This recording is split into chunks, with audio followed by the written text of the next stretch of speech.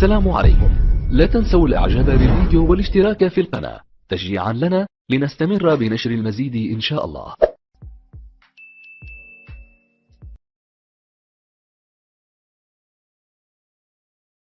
And she's like to her friends, "What's he doing here?" Thinking it's me, right? Honestly. And this guy, spitting image of me. Short, fat, ginger, ears, big nose. Honestly, spitting image of me, right? Same name, Darren. Same name. And she's married to that guy now. Oh, the one who looks like you? Yeah, she's married to this guy, right? Same name, looks like him, except he's very passive. No, here's the thing. Now, my ex-girlfriend, she came from a family of very, very strong women. You know, her grandfather's a guy called Billy Boston, right? And he's like one of the first black rugby league players in Wigan. And anyway, all the women in that family are flipping tough women, right? And I always said to my girlfriend, I said, look, please, don't try to henpeck me like all the guys in the family are. Yeah, just relax. Don't try to tell me what to do. Just don't try and put me under your thumb. We'll be all right then. 6.5 years we were together, no problem. Now the amazing thing is, this guy she's met now, she's got under the thumb, right? And she literally turned around to me, and when I had a conversation with her, she goes, "I blame you." I was like, "What would you blame me for?" She goes, "I blame you because I'm a bitch to this guy." She actually said it to me. I said, no, don't blame me.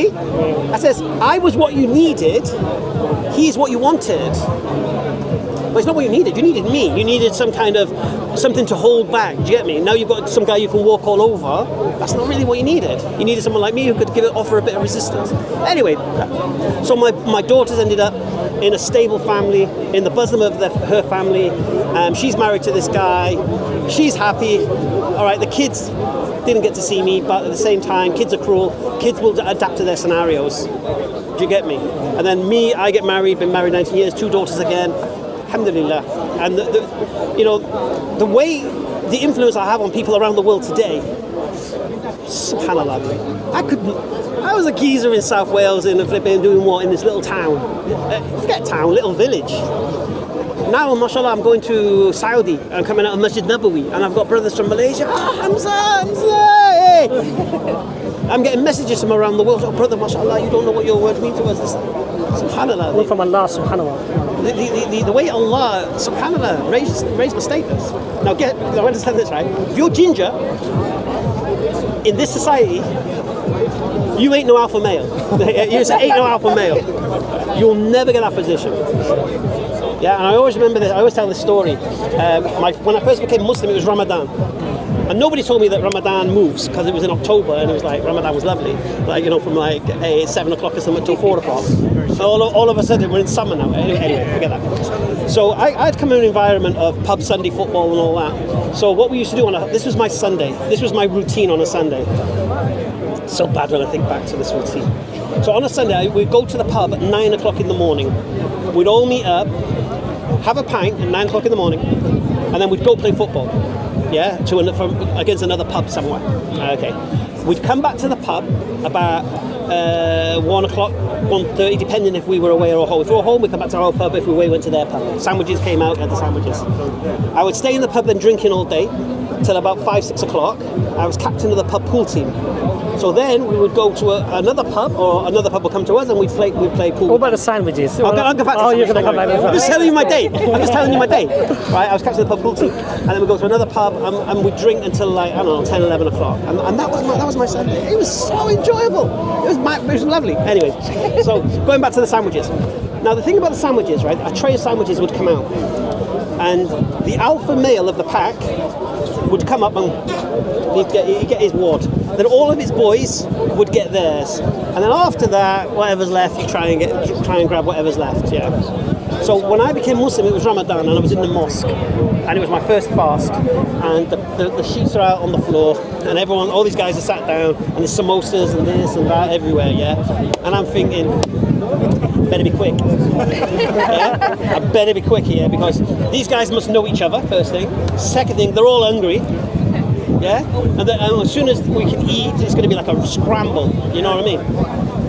So I'm sat there, and then the adhan went. And what happened is, to this day, subhanAllah, people start picking stuff up, breaking it, and say, yeah, bro. And feeding each each other, bro. And he was just another world, man, subhanallah. And that's when I realised this is something else. This is true altruism. Yeah, the complete contrast to what happened on this meaningless tray of horrible sandwiches. They were horrible sandwiches. They were nice sandwiches. But anyway, just the contrast. It was just another level. I had that in Saudi Arabia, in Mecca. It was 45 degrees heat, and there was no room inside the mosque. The only room was outside the mosque. So you're literally burning. Someone like me can't stand very, very, very hot. And there's a little kid who he was getting all the Zamzam water, and he poured it in into all these glasses, right? He didn't take any himself. He went and gave it to everyone who was elderly first. And see, that's the kind of thing you look at and you just think, you don't get taught. If you truly live Islam, then the Europe of today would have adopted it without even thinking. Yeah.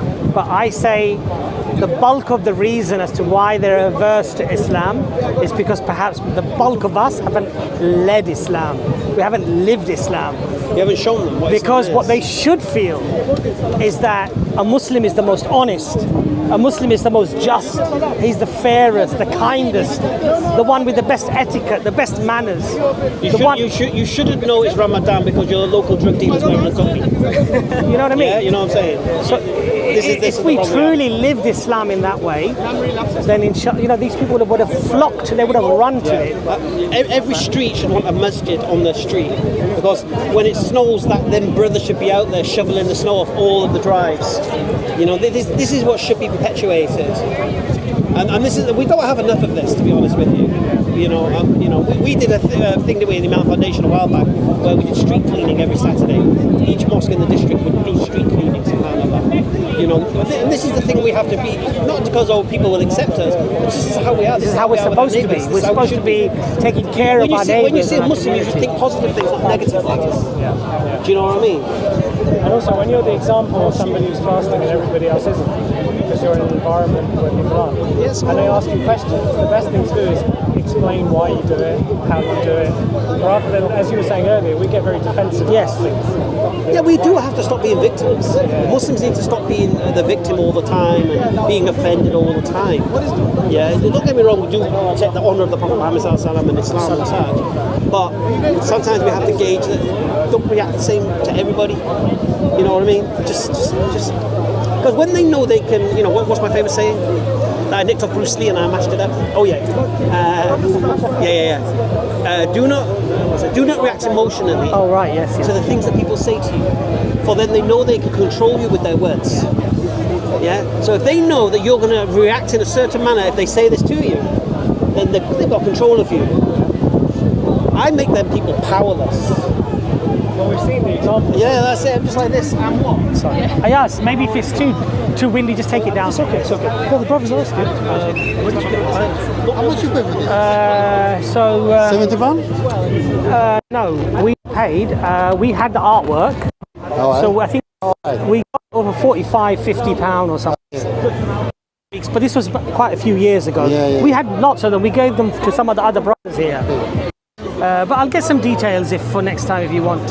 No, this can fly. This. Very difficult where you are. The one is with the water. I like it.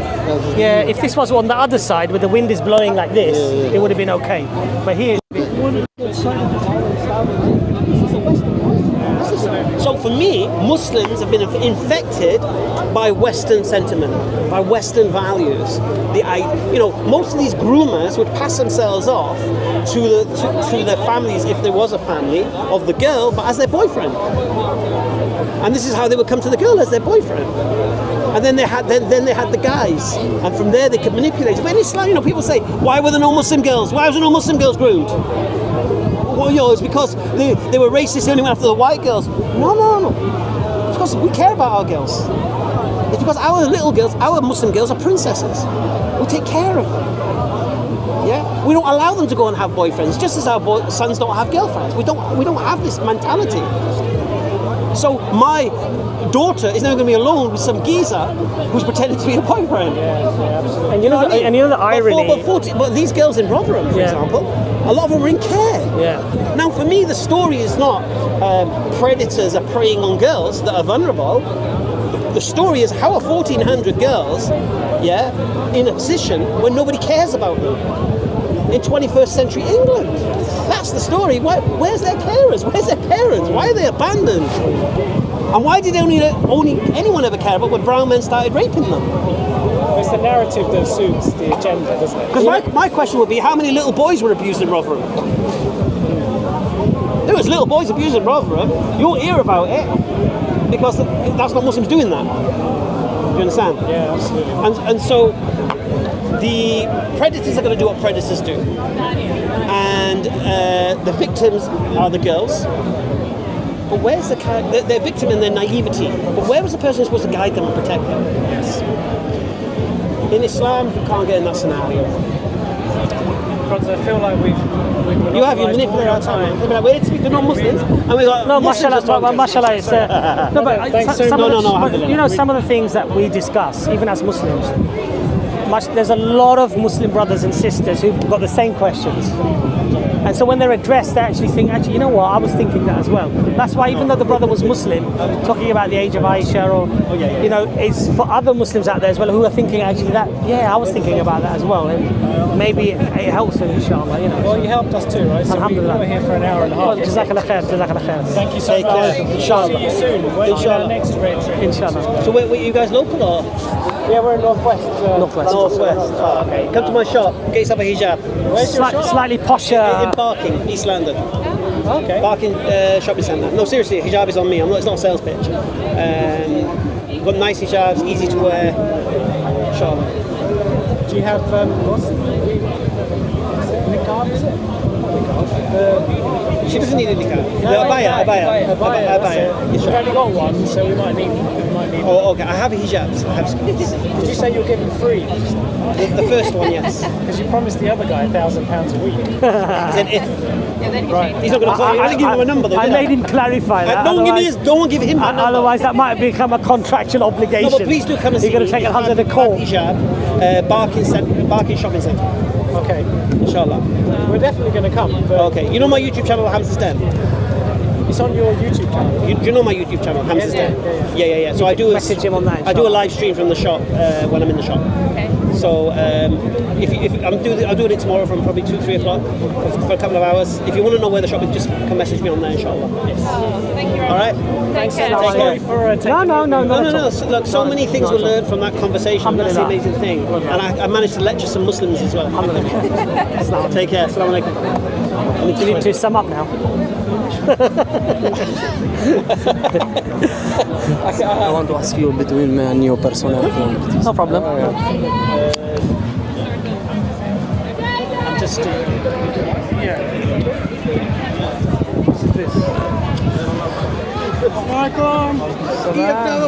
Why is in the house? Are you finished? How are you, Hashim? You right? Ready for the reading? Are you on yet? 2 weeks? Yeah, inshallah. I think you will share.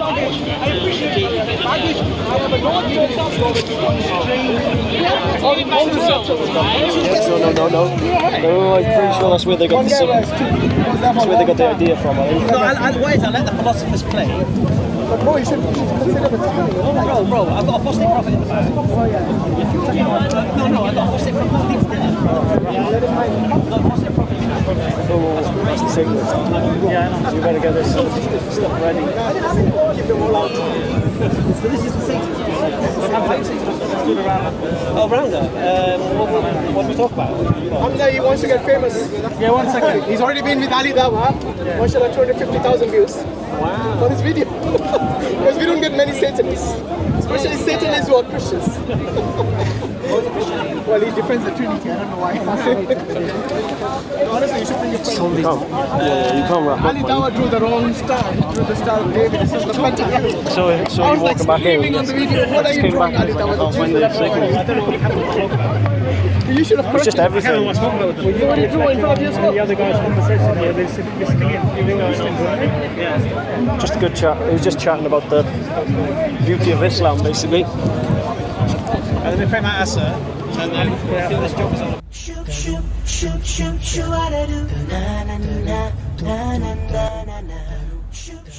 إذا أعجبك الفيديو لا تنسى الإعجاب والتعليق، ولكي يصلك كل جديد اشترك الآن.